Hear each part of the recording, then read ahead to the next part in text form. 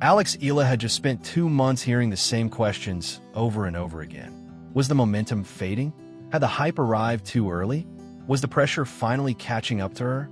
By the time she walked onto center court at the Edgbaston Priory Club in Birmingham on June 2nd, 2026, the doubts were already growing louder across the tennis world. The timing could not have been worse. Just 6 days earlier, Eala had exited the French Open in the very first round, losing 6-4, 6-2 to her close friend Iva Jovic in Paris. And the defeat did not exist in isolation. It completed a difficult clay court season where the 21-year-old Filipina star posted a modest 4-5 record across 6 tournaments.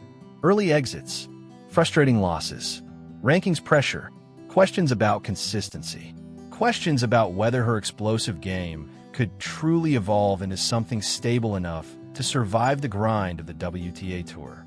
The critics were beginning to circle, not loudly, not dramatically, but steadily. Because in professional tennis, perception changes quickly. 1 month you are the future of the sport.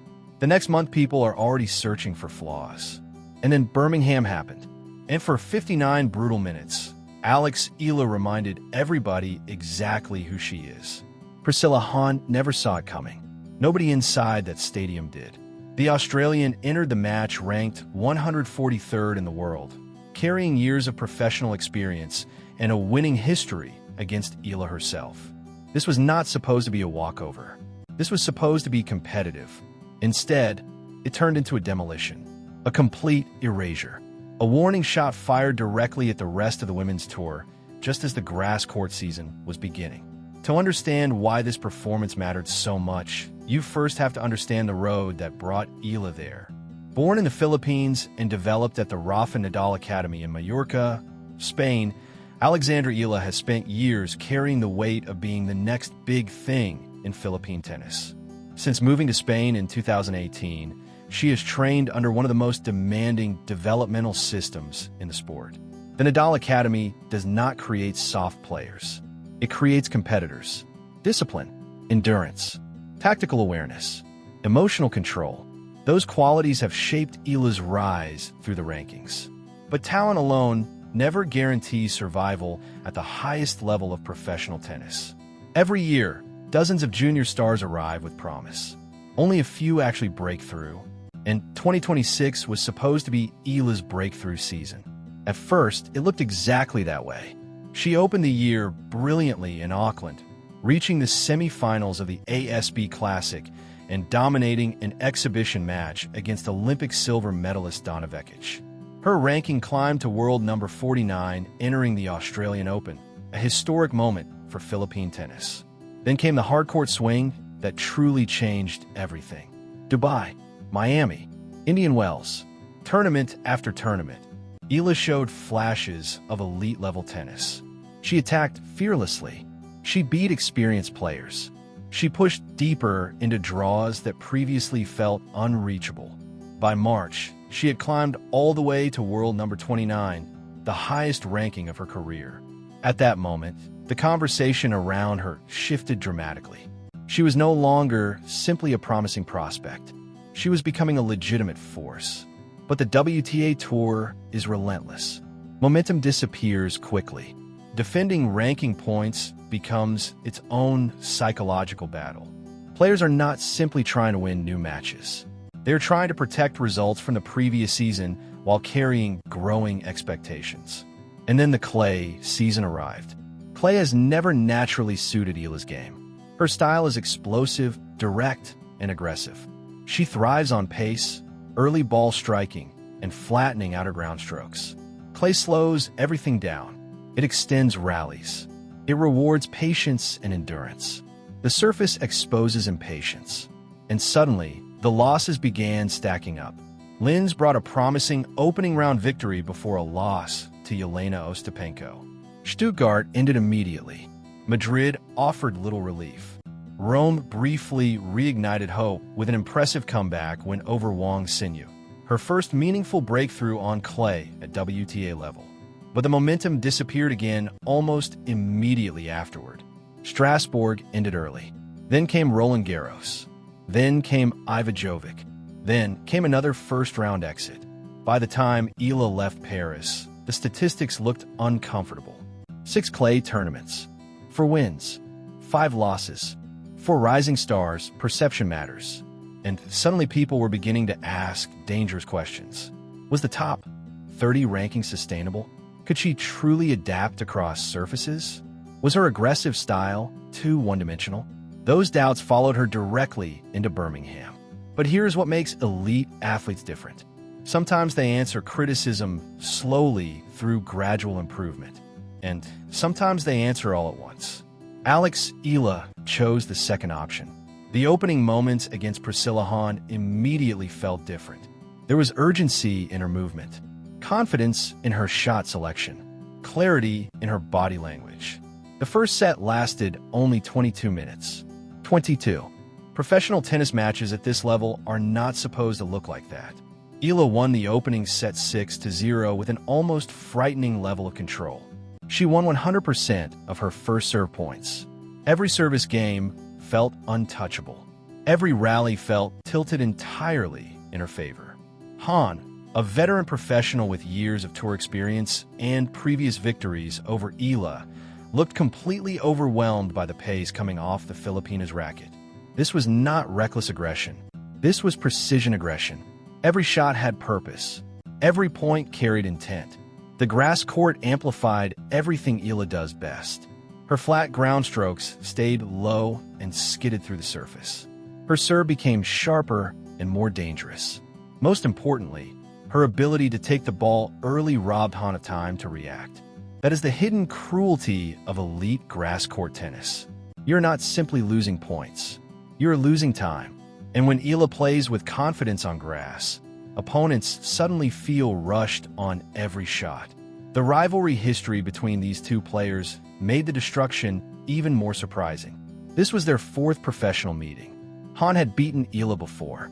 They had split previous encounters. There was history here. There was tactical familiarity. None of it mattered.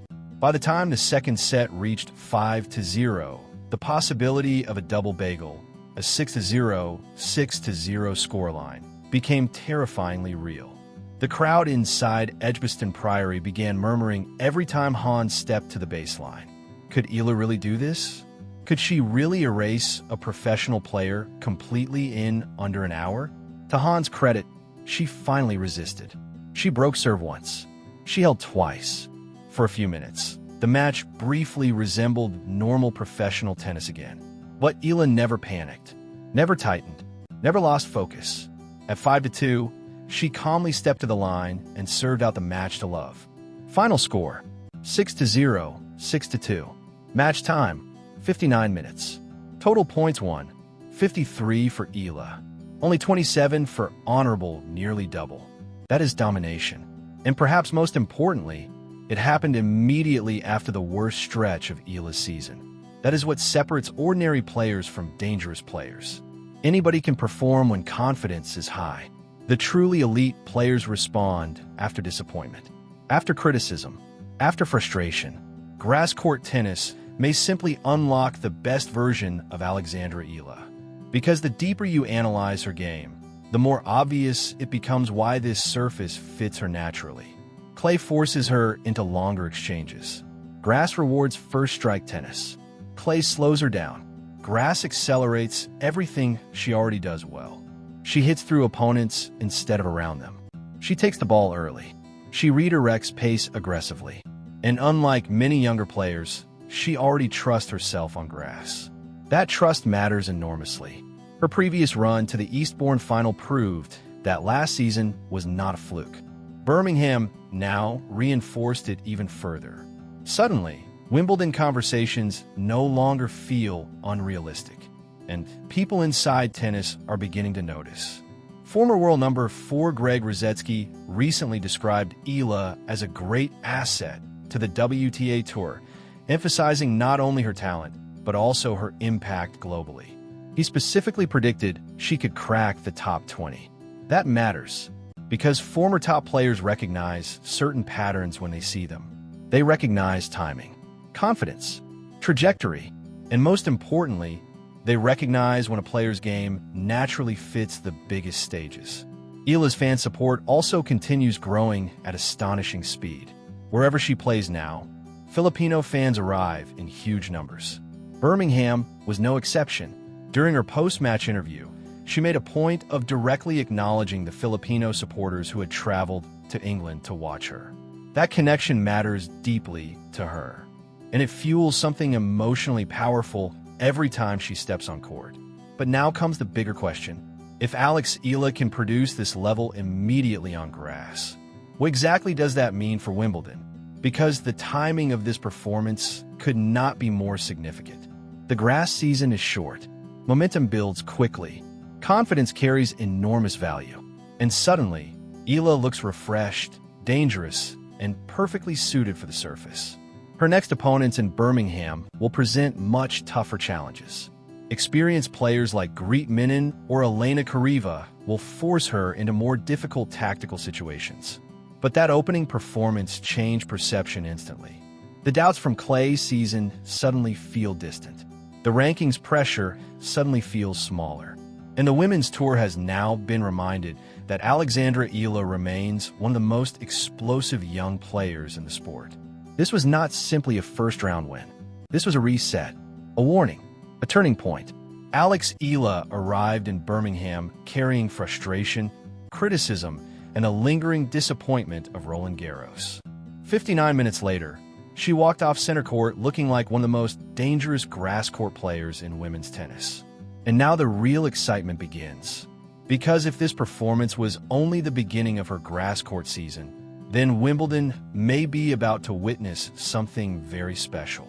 The question is no longer whether Alex Eala belongs among the best players in the world. She has already answered that. The real question now is how far this version of Alexandra Eala can go when the surface finally matches the fearless style she was built to play. And based on what Birmingham just witnessed, the answer may be much further than anyone expected.